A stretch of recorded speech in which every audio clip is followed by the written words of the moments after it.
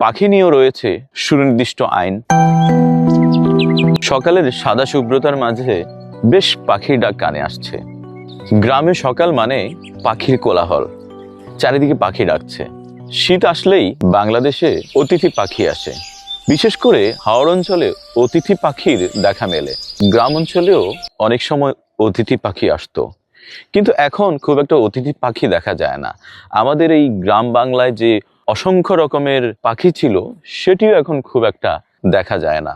কয়েক বছর আগেও ঢাকা শহরেও অসংখ্য পাখি ছিল, কিন্তু ইদানিং পাখি প্রায় বিলীন হতে চলেছে।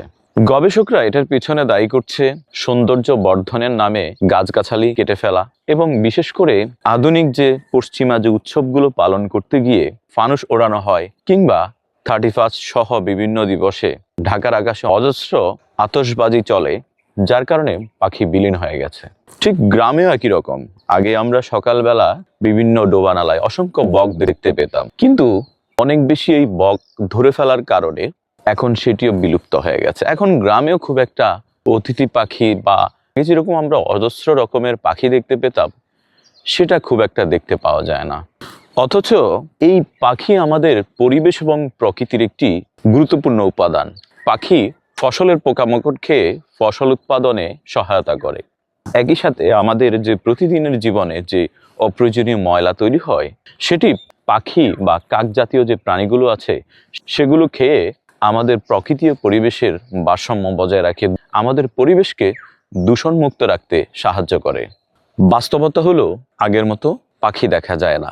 গ্রামে তো হয়তো গাছগাছালি থাকার কারণে এখনো কিছু পাখির দেখা মেলে, কিন্তু শহরে একদমই পাখি দেখা যায় না।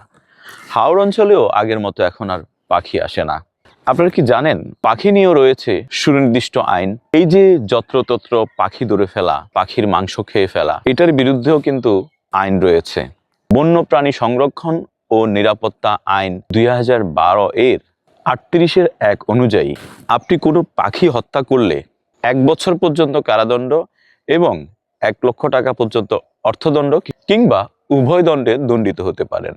এবং একই অপরাধ আপনি যদি একাধিকবার করেন, তাহলে আপনার সেই সাজাটা দ্বিগুণ হয়ে যাবে। এই আইনের 38(2) বলা আছে, আপনি যদি পাখির মাংস পরিবহন, সংরক্ষণ বা বিক্রয় করেন, সেই ক্ষেত্রেও আপনি 6 মাসের কারাদণ্ড, 30,000 টাকা অর্থদণ্ড, উভয় দণ্ডে দণ্ডিত হতে পারেন। শুধু তাই না, একই অপরাধ আপনি একাধিকবার করলে সেক্ষেত্রে আপনার সেই সাজাটা দ্বিগুণ হয়ে যাবে। সুতরাং আইনের দৃষ্টিকোণ থেকে চিন্তা করলেও পাখি শিকার করা যাবে না, পাখি হত্যা করা যাবে না, এবং বিক্রয়ের উদ্দেশ্যে বা অন্য কোনো উদ্দেশ্যে পাখি শিকার করা যাবে না। পাখিদের বাঁচতে দিন।